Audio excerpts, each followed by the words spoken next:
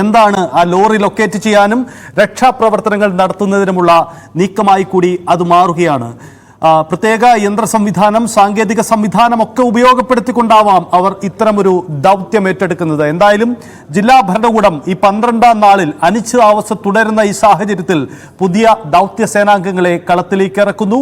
അങ്ങനെ കടലിന്റെ മക്കൾ, മത്സ്യത്തൊഴിലാളികൾ ദൗത്യം ഏറ്റെടുത്തുകൊണ്ട് ഈ അർജുനെ തേടിയുള്ള ഈ ദൗത്യത്തിന്റെ പ്രധാനപ്പെട്ട നീക്കവുമായി വരുന്നു. അങ്ങനെ ഇന്ന് 12-ാം നാൾ അർജുൻ എവിടെ എന്ന ചോദ്യത്തിന് ഉത്തരം തേടുകയാണ്. നിലവിൽ 5 ഇടങ്ങളിലായി വ്യത്യസ്ത ലൊക്കേഷനുകൾ അടയാളപ്പെടുത്തിയിട്ടുണ്ട്.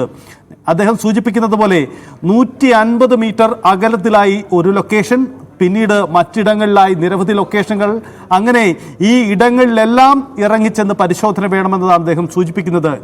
വിനേഷ് കുമാർ ഉണ്ട്. വിനേഷ് കുമാർ, അദ്ദേഹം വ്യക്തമാക്കിയ വാക്കുകൾ നമ്മൾ കേട്ടു. എത്ര പേരടങ്ങിയ സംഘമാണ് മത്സ്യത്തൊഴിലാളികൾ അവിടെ എത്തിയിരിക്കുന്നത്? എപ്പോൾ അവരുടെ ദൗത്യം ആരംഭിക്കും? വിനേഷ്.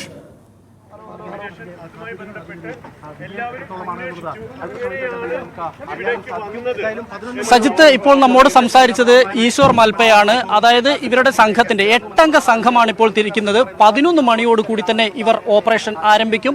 ഏത് വലിയ കുത്തൊഴുക്കിലും കയറാനും വെള്ളത്തിലിറങ്ങാൻ ശേഷിയുള്ള ഒരു സംഘമാണ് തങ്ങളുടേതെന്നും ഇതിനകം തന്നെ ഇത്തരത്തിൽ 1000-ഓളം മൃതദേഹങ്ങൾ ഇങ്ങനെ ഞങ്ങൾ പുറത്തെടുത്തിട്ടുണ്ട് എന്നും ഇതിന്റെ നേതാവായ, അതായത് ഇതിന് നേതൃത്വം നൽകുന്ന ഈശ്വറാണ് ഇപ്പോൾ നമ്മോട് സംസാരിച്ചിട്ടുള്ളത്. ഈശ്വർ മൽപ്പെ എന്നാണ് ഈ സംഘത്തിന്റെ പേര്. മത്സ്യത്തൊഴിലാളികളാണ് ഇവർ. വൈദഗ്ധ്യം സിദ്ധിച്ചവരാണ്, പരിശീലനം നേടിയവരാണ്. ഇതുമായി ബന്ധപ്പെട്ടുകൊണ്ടുള്ള പരിശീലനം നേടിയവരാണ് എന്നുള്ളതാണ് നമുക്ക് ലഭിക്കുന്ന ഏറ്റവും പുതിയ വിവരം. എന്തായാലും ഇവരിപ്പോൾ ഇവിടുന്ന് യാത്ര തിരിക്കുന്നു. നമുക്ക് ഈ ദൃശ്യങ്ങൾ കാണാം. ഇവർക്ക് പോകാനുള്ള വാഹനമാണ് എത്തിയിട്ടുള്ളത്. ഇവർ കൃത്യമായി തന്നെ എല്ലാം ഇതിന് അവിടെ ചെന്ന് കഴിഞ്ഞാൽ ഇതിന്റെ അടിയൊഴുക്ക് എത്രത്തോളം ഉണ്ട് എന്നുള്ളത് ഇവർക്ക് പരിശോധിക്കേണ്ടിയിരിക്കുന്നു. അങ്ങനെ മാത്രമേ ഈ ലോറി എവിടെയാണ് എന്നുള്ളത് ഇവർക്ക് കണ്ടെത്താൻ കഴിയുള്ളൂ. ലോറി എവിടെയാണ് എന്നുള്ളത് കണ്ടെത്തുകയും ഒപ്പം തന്നെ ഇതിനകത്ത് അർജുൻ ഉണ്ടോ എന്നത് ഉൾപ്പെടെയുള്ള കാര്യങ്ങൾ വെള്ളത്തിൽ ഇറങ്ങിയതിന് ശേഷം മാത്രമേ പറയാൻ കഴിയുകയുള്ളൂ എന്ന് തന്നെയാണ് ഇപ്പോൾ ഈശ്വർ മൽപ്പെ പറയുന്നത്. എന്തായാലും ഇവർ വലിയ കോൺഫിഡന്റ് ആയി തന്നെയാണ് അദ്ദേഹം സംസാരിച്ചത്. കാരണം ഇതിലും വലിയ കുത്തൊഴുക്കുള്ള സ്ഥലങ്ങളിൽ, ഇതിലും കലങ്ങിമറിഞ്ഞ വെള്ളം, ഇതിലും മോശമായ അന്തരീക്ഷം, ഇതിലും പ്രതികൂലമായ കാലാവസ്ഥ, ഇതിനെല്ലാം തന്നെ മറികടന്നുകൊണ്ട് ഇത്തരത്തിൽ രക്ഷാദൗത്യത്തിൽ ഏർപ്പെട്ട ഒരു സംഘമാണ്. അതുകൊണ്ട് തങ്ങളെ സംബന്ധിച്ചിടത്തോളം ഇത് എടുക്കാൻ കഴിയും. അതായത് അർജുന്റെ ലോറി നിൽക്കുന്ന സ്ഥലം, അർജുന്റെ ലോറി സ്പോട്ട് ചെയ്തിരിക്കുന്ന സ്ഥലം, വെള്ളത്തിനടിയിലേക്ക് പോകാൻ തങ്ങൾക്ക് കഴിയും എന്ന് തന്നെയാണ് പറയുന്നത്. അതിനുള്ള പരിശീലനം എല്ലാം തന്നെ ഈ ഈശ്വർ മൽപ്പയും സംഘവും നടത്തിയിട്ടുണ്ട് എന്ന് തന്നെയാണ് അറിയാൻ കഴിയുന്നത്. എന്തായാലും ഇനിയിപ്പോൾ ഉള്ള പ്രതീക്ഷ നമുക്ക് ഈ 11 മണി വരെ നമ്മൾ കാത്തിരിക്കേണ്ടി വരും. നേവിയുടെ സംഘം സ്ഥലത്തുണ്ട്. കരസേന ഇതിനകം തന്നെ കരയിൽ പരിശോധനയും തെരച്ചിലും ആരംഭിച്ചു കഴിഞ്ഞിട്ടുണ്ട്. ഇവർ കൂടി എത്തുന്നതോടുകൂടി 11 മണിയോടുകൂടി ഇവർ 11 മണിയോടുകൂടി ഇവരുടെ ദൗത്യം ആരംഭിക്കും. അല്പസമയത്തിനകം തന്നെ നമുക്ക് വളരെ കൃത്യമായി തന്നെ ഇതിന്റെ വിവരങ്ങൾ ലഭിക്കും. അദ്ദേഹം മറ്റൊരു കാര്യം കൂടി പറഞ്ഞു. തങ്ങൾ ഈ കഴിഞ്ഞ 20 വർഷക്കാലമായി ഇതുമായി ബന്ധപ്പെട്ടുകൊണ്ടുള്ള പ്രവർത്തനമുണ്ട്. ഇത്തരത്തിലുള്ള രക്ഷാദൗത്യത്തിൽ തങ്ങൾ പങ്കാളികളാണ്. ഇതിന്റെ കൃത്യമായ യൂട്യൂബ് ചാനൽ ഉൾപ്പെടെയുണ്ട്. അതിൽ നിങ്ങൾക്ക് പരിശോധിച്ച് കഴിഞ്ഞിട്ടുണ്ടെങ്കിൽ ഞങ്ങൾ കഴിഞ്ഞ കാലങ്ങളിൽ നടത്തിയ രക്ഷാദൗത്യവുമായി ബന്ധപ്പെട്ടുള്ള വിവരങ്ങൾ ലഭിക്കും എന്ന് തന്നെയാണ് ഈശ്വർ മൽപ്പെ പറയുന്നത്. എന്തായാലും സംഘം അല്പസമയത്തിനകം പിന്നെ ഇവിടെ നിന്ന് തിരിക്കും. എന്തായാലും നമുക്ക് വലിയ പ്രതീക്ഷ, അതായത് ഈ ലോറി ഉയർത്താൻ കഴിയും എന്നുള്ളൊരു പ്രതീക്ഷ എന്തായാലും അദ്ദേഹം പങ്കുവെക്കുന്നുണ്ട്. ഒപ്പം തന്നെ ഇത് ഡൈവിംഗ് ചെയ്യുന്നതിന് ഈ ഡൈവർമാർക്ക് ഇപ്പോൾ ഇറങ്ങാൻ കഴിയാത്തൊരവസ്ഥയാണ്. കാരണം ഈ വെള്ളത്തിൽ ഈ 6 മുതൽ 8 നോട്ട്സ് വരെയാണ് ഇതിൻ്റെ അടിയൊഴുക്കുള്ളത്. ഇത് ഒരു 3-3.5 നോട്ട്സ് വരെയായി കുറയേണ്ടതുണ്ട്. പക്ഷേ ഈ പ്രദേശത്ത് ഇപ്പോഴും ശക്തമായ മഴയുണ്ട്. ഈ മലമ്പ്രദേശങ്ങളിലെല്ലാം മഴ പെയ്യുന്നതുകൊണ്ട് തന്നെ ഗംഗാവലി നദി കരകവിഞ്ഞ് ഒഴുകുന്ന ഒരു അവസ്ഥയുണ്ട്. എന്തായാലും അതുകൊണ്ട് തന്നെ അടുത്ത കുറച്ച് ദിവസങ്ങൾ മാത്രം മഴ മാറി നിന്നാൽ മാത്രമേ ഡൈവിംഗ് ചെയ്യാൻ കഴിയുകയുള്ളൂ എന്ന് നാവികസേന ഇന്നലെ അറിയിച്ചതാണ്. പക്ഷേ നാവികസേന കൂടുതൽ എക്യുപ്മെന്റ്സുമായി എത്തിയിട്ടുണ്ട്. ഗോവയിൽ നിന്നും ഇവർ കൃത്യമായി തന്നെ ഇതിന്റെ ഫ്ലോട്ടിംഗ് ബ്രിഡ്ജ് സ്ഥാപിക്കുന്നതിന് ഉൾപ്പെടെയുള്ള എക്യുപ്മെന്റ്സുമായി എത്തിയിട്ടുണ്ട്. അവരും അവരുടെ വഴിക്ക് സമാന്തരമായുള്ള പരിശോധന ആരംഭിക്കും. എന്തായാലും ഈ സംഘത്തിനുള്ള എല്ലാ പിന്തുണയും ജില്ലാ ഭരണകൂടം, സർക്കാരാണ് ഇതിൽ നിയോഗിച്ചിട്ടുള്ളത്, ഇവരെ വിളിച്ചിട്ടുള്ളത്. ഉടുപ്പി ജില്ലയിലുള്ള മാൽപ്പെ കേന്ദ്രീകരിച്ച് പ്രവർത്തിക്കുന്ന സംഘമാണ് ഈശ്വരും സംഘവും. ഈശ്വർ അടങ്ങുന്ന 8-അംഗ സംഘമാണ് ഇപ്പോൾ ഗംഗാവലി പുഴയിൽ ഇറങ്ങാൻ ആരംഭിക്കുന്നത്. 12-ാം ദിവസം മിഷൻ അർജുന് പുതിയ വേഗം, പുതിയ ഊർജം കൈവരുന്നു എന്നതാണ്. പുതിയ ദൗത്യ സേനാംഗങ്ങൾ കളത്തിലെത്തുന്നു. അങ്ങനെ ഉടുപ്പി മാൽപ്പയിൽ നിന്നുള്ള മത്സ്യത്തൊഴിലാളികൾ, മുങ്ങൽ വിദഗ്ധർ അവിടെ അവർ രക്ഷാദൗത്യം ഏറ്റെടുത്തുകൊണ്ടുവരുന്നു. അത്യാധുനിക സംവിധാനങ്ങൾ തങ്ങൾക്കുമുണ്ടെന്നും മുൻകാലങ്ങളിൽ വലിയ ആഴങ്ങളിൽ പോയി രക്ഷാപ്രവർത്തനം നടത്തി എന്നതുമാണ് അവരുടെ അനുഭവം. അങ്ങനെ അവർ അവിടെ രക്ഷാ ദൗത്യം ഏറ്റെടുക്കുകയാണ്. നേവി സുസജ്ജമായി രക്ഷാ ദൗത്യവുമായി മുന്നോട്ടുണ്ട്. ഇതിനൊപ്പം തന്നെ മറ്റൊരു സംഘം കൂടി 12 നാളെത്തുമ്പോൾ അർജുൻ എവിടെ എന്ന ചോദ്യത്തിന് ഉത്തരം തേടുകയാണ്. കൂടുതൽ സംഘങ്ങൾ അങ്ങോട്ടേക്ക് വരികയാണ്. വിനീഷ്, ഒരു കാര്യം കൂടി നമുക്കറിയാം, നേരത്തെ സൂചിപ്പിച്ചതുപോലെ ഈ ഗംഗാവലി നദി കുതിച്ചൊഴുകുകയാണ്. ഒരു തരത്തിലും സാധ്യമല്ലാത്ത രീതിയിലുള്ള മുങ്ങിപ്പരിശോധന സാധ്യമല്ലാത്ത രീതിയിലുള്ള അടിയൊഴുക്കാണ് അവിടെ. അങ്ങനെ വിലയിരുത്തിയ ഒരു സ്ഥലത്തേക്ക് ഈ മത്സ്യത്തൊഴിലാളികളുടെ ഒരു സംഘം എത്തുമ്പോൾ അവരുടെ ദൗത്യം എത്ര കണ്ടത് പൂർണ്ണമാക്കാൻ കഴിയും? ആ ഒരു വെല്ലുവിളി അവർ തിരിച്ചറിയുന്നുണ്ടോ?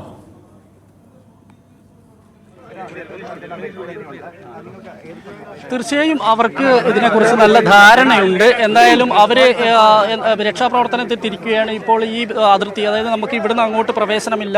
ഇവിടെ നിന്ന് 3 കിലോമീറ്ററിലധികം അപ്പുറത്താണ് ഈ ഒരു മണ്ണിടിച്ചിലുണ്ടായിരിക്കുന്ന സ്ഥലം. ഗംഗാവലി നദി അവിടെയാണ്. അവിടേക്ക് ഇതാ സംഘം യാത്ര തിരിക്കുകയാണ്. അതിനു മുമ്പ് തൊട്ട് മുമ്പാണ് ഇപ്പോൾ നമ്മൾ മാധ്യമങ്ങളോട് സംസാരിച്ചിരിക്കുന്നത്.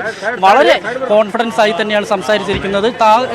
തങ്ങളുടെ സംഘം ഇതിലും വലിയ ദൗത്യം നടത്തിയവരാണ്, ഇതിലും വലിയ ദൗത്യത്തിന്റെ ഭാഗമായവരാണ്. അതുകൊണ്ട് തന്നെ പ്രശ്നമില്ല, ഇതിലും കുത്തിയൊഴുക്കുള്ള സ്ഥലം. കാരണം മത്സ്യത്തൊഴിലാളികളാണ്, കടലിന്റെ ആഴവും പരപ്പും കൃത്യമായി അറിയാൻ കഴിയുന്ന ഒരു വിഭാഗമാണ്. അതുകൊണ്ട് തന്നെ അവർക്ക് ഗംഗാവാലി പുഴയിലെ ഈ നീരൊഴുക്കിനെ അവർക്ക് കൃത്യമായി തന്നെ അതിന്റെ ഗതി എങ്ങനെയാണെന്ന് മനസ്സിലാക്കാൻ കഴിയും. അതനുസരിച്ചായിരിക്കും ഈ സ്പോട്ട് ചെയ്തിരിക്കുന്നത്, അതായത് അർജുന്റെ ലോറി സ്പോട്ട് ചെയ്തിരിക്കുന്ന സ്ഥലത്തേക്ക് ഇറങ്ങാൻ കഴിയുക. ഇനി അറിയേണ്ടത് അതിനകത്ത് അർജുൻ ഉണ്ടോ എന്നതുൾപ്പെടെയുള്ള കാര്യങ്ങളാണ്.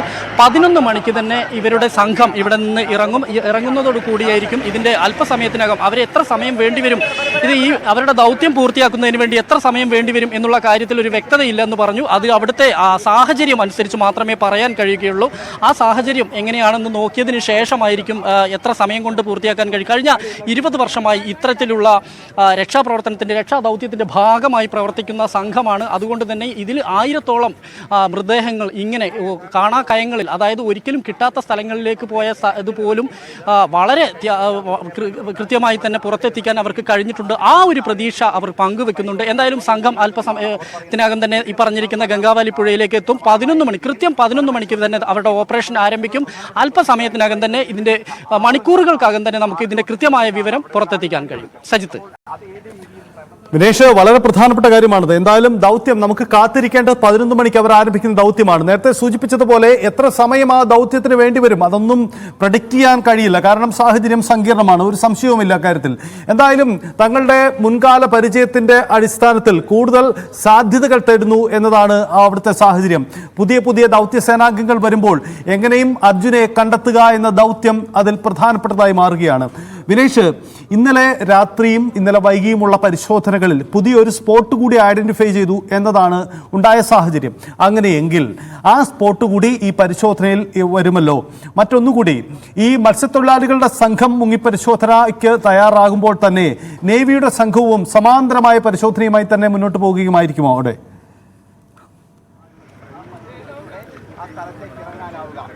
തീർച്ചയായും നേവിക്ക് ചില തടസ്സങ്ങളുണ്ട്. അവർ ഇന്നലെ തന്നെ അത് വ്യക്തമാക്കിയതാണ്. അതുകൊണ്ട് തന്നെ തൽക്കാലം മഴ ഒഴിഞ്ഞതിന് ശേഷം, മഴ മാറിയതിന് ശേഷം തുടങ്ങാം എന്ന് തീരുമാനിച്ചതാണ്. പക്ഷേ മന്ത്രി റിയാസ് ഉൾപ്പെടെയുള്ളവർ ഇടപെടുകയും ഇതിൽ കൃത്യമായൊരു നിർദ്ദേശം നൽകുക, അതായത് പെട്ടെന്ന് നിർത്തിവെക്കാൻ കഴിയില്ല എന്നുള്ള രീതിയിലേക്ക് വരും ദിവസങ്ങളിൽ കൂടി വീണ്ടും ശ്രമങ്ങൾ നടത്തേണ്ടതുണ്ട്. വീണ്ടും ശ്രമങ്ങൾ നടത്തിയ ശേഷം തീരുമാനിക്കാം എന്നുള്ള രീതിയിലേക്ക് മുഹമ്മദ് റിയാസ് ഉൾപ്പെടെ പറഞ്ഞതിൻ്റെ അടിസ്ഥാനത്തിലാണ് വീണ്ടും ഇന്ന് രക്ഷാദൗത്യം ആരംഭിച്ചിട്ടുള്ളത്.